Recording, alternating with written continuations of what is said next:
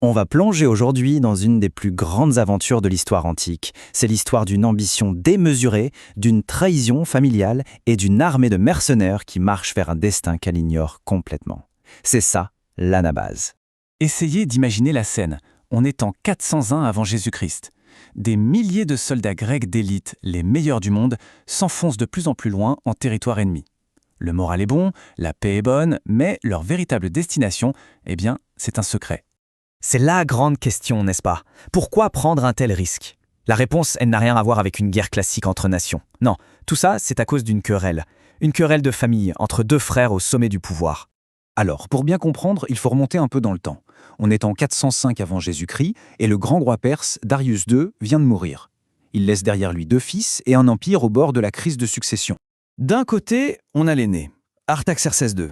C'est lui qui hérite du trône, c'est la tradition. De l'autre, son petit frère, Cyrus le Jeune.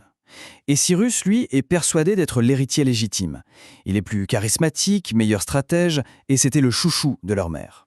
Il estime même que sa naissance dans la pourpre, c'est-à-dire après que son père est devenu roi, lui donne un droit supérieur. Forcément, une telle ambition, ça ne passe pas inaperçu. Et Cyrus a un ennemi juré, un gouverneur rival du nom de Tissaphernes, qui va utiliser cette ambition contre lui de la pire des manières. Tissaphernes va voir le nouveau roi et accuse Cyrus de comploter son assassinat le jour même du couronnement. Cyrus est immédiatement arrêté. Il échappe à la peine de mort de justesse uniquement parce que sa mère supplie le roi de l'épargner. Mais l'humiliation est terrible, et à partir de ce moment, il n'a plus qu'une seule obsession, la vengeance. Il prendra ce trône, par la force s'il le faut. Alors la question se pose, comment un prince en disgrâce, surveillé de près, arrive-t-il à monter en secret l'une des armées de mercenaires les plus redoutables de son temps? Eh bien, il faut dire que le timing était parfait pour Cyrus. En Grèce, la terrible guerre du Péloponnèse vient de se terminer. Ça veut dire que des milliers de soldats d'élite, des vétérans, se retrouvent sans travail. Pour ces hommes qui ne connaissent que la guerre, l'offre de Cyrus est une aubaine. Un salaire excellent, payé rubis sur l'ongle, pour faire ce qu'ils savent faire de mieux.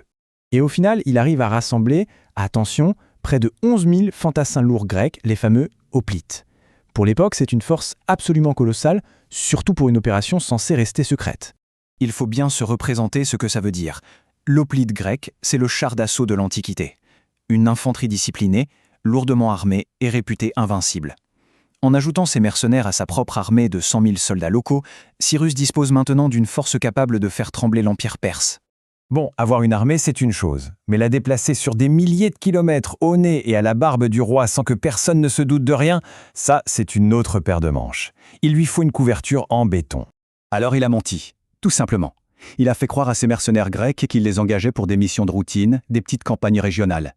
Régler son compte à son rival Tissaphernes, mater une rébellion par-ci, calmer des pillards par-là, bref, des prétextes parfaitement crédibles. Parce que le cœur de son plan, le voilà. Ces soldats pensent aller régler des conflits locaux. Ils n'ont pas la moindre idée qu'ils marchent en réalité vers Babylone pour renverser le grand roi. Ils sont les instruments d'un coup d'État d'une audace folle. Et donc, en mars de l'an 401 avant Jésus-Christ, l'énorme machine de guerre se met en marche depuis la ville de Sardes. Le long périple commence. Et là, c'est le début de la longue marche vers l'inconnu. Chaque pas les éloigne un peu plus de la Grèce, de la sécurité, et les enfonce plus profondément dans le piège que Cyrus leur a tendu. La supercherie ne peut pas durer éternellement. Bientôt, le masque va tomber. Et ces soldats vont se retrouver face à un choix impossible. Continuer à suivre ce prince ambitieux jusqu'à une mort quasi certaine, ou faire demi-tour et affronter la colère de tout un empire. Le destin de ces 10 000 va basculer pour devenir l'un des récits de survie les plus incroyables et les plus légendaires de toute l'histoire. Et on a la chance de le connaître en détail, car il a été raconté par un homme qui était là, Xénophon. En fait, leur véritable aventure, elle ne faisait que commencer.